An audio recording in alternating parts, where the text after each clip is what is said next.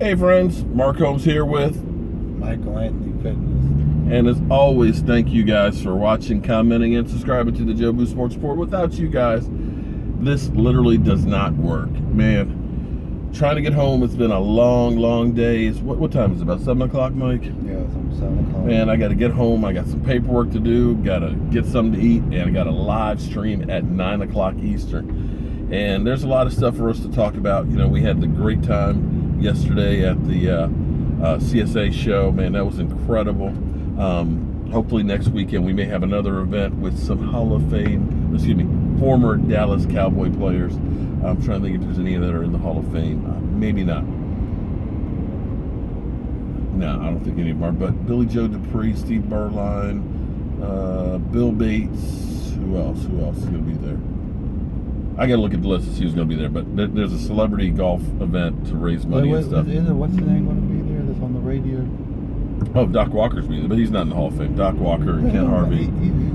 You know, it's a Redskin Cowboy event. It'll be fun to go see. But, I've got to look at it. Got to make sure I register before it's too late for it. But the Dez Bryant situation and receivers in general on the team. If you asked me, and you guys go ahead and send me your hate mail, your hate comments and all that, I am going to say that the wide receiver position is overvalued. Seriously. New York Giants, think long and hard before you sign that mega deal for Odell Beckham Jr. No, in fact, don't. Just go ahead and do that. Because the bottom line is, I don't hate Dez Bryant. I don't. Everybody keeps telling me, you just want Dez out of here. You just don't like Dez Bryant. You're a Dez Bryant hater. I'm going to throw rotten eggs at you at the draft.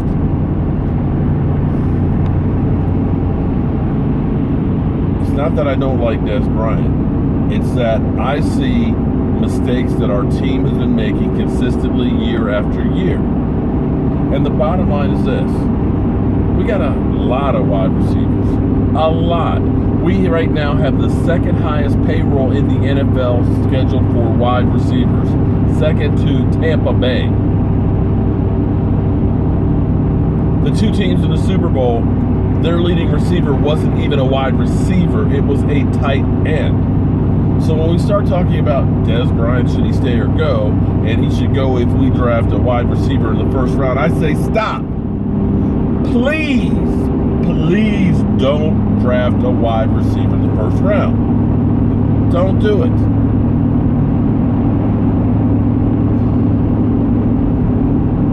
If you take the highest paid wide receivers in the NFL, Mike, we'll take the top 10. How many of those guys do you think have Super Bowl rings? One. How do you know that? You told me. Oh, okay. That's right. You told me. If you go down the list of the top 10 highest paid wide receivers right now, Antonio Brown, no ring. Mike Evans, DeAndre Hopkins, Sammy Watkins, are you kidding me? Jarvis Landry, going from Miami to the Doo-Doo Browns,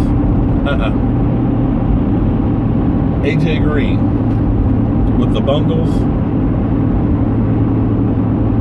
Who else we got? Devontae Adams. No way, man. Julio Jones. He was in the Super Bowl, but didn't win it. And then you get to Demaryius Thomas. He got one. He's the only one, the top 10 that got one, but he did have Von Miller and a great defense on the other side of the field. And I dare say it wasn't offense in his production that won that Super Bowl for him. It was DeMarcus Ware. It was Von Miller. It was Coney Ealy. No, sorry. Wrong Super Bowl. Forgive me. I've been hitting the head too many times. Coney Ealy had a great game, but wasn't part of that win. He was on the other side of the field. But, and then you've got Dez Bryant rounding out the top 10. And if you go back and look at the mega contracts for wide receivers, you had Megatron. You couldn't argue that Megatron was the best wide receiver out there when he signed that $113 million extension that was paying $18.75 a year. Didn't Detroit Lions go 0-16? They did one season. Yeah, with Megatron. Let me say that again. They went 0-16 with Megatron. Larry Fitzgerald, I believe he had about an $85 million, $120 million contract extension. And the thing about this is, generally speaking, more times than not, when a wide receiver signs a mega deal, their production goes down. It's not just Dez Bryant. Megatron was never the same after he signed that contract. Neither was Larry Fitzgerald.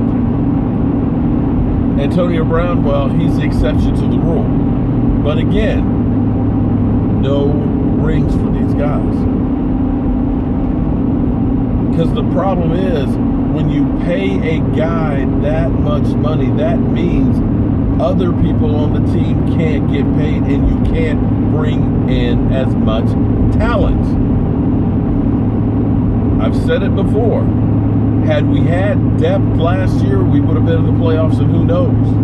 We had a guy for Tyron Smith for when his back was aching. If we had a guy for Sean Lee, when he was out. We had a guy for Anthony Hitchens when he was out. If we had depth, if we had a complete team, we would have done better.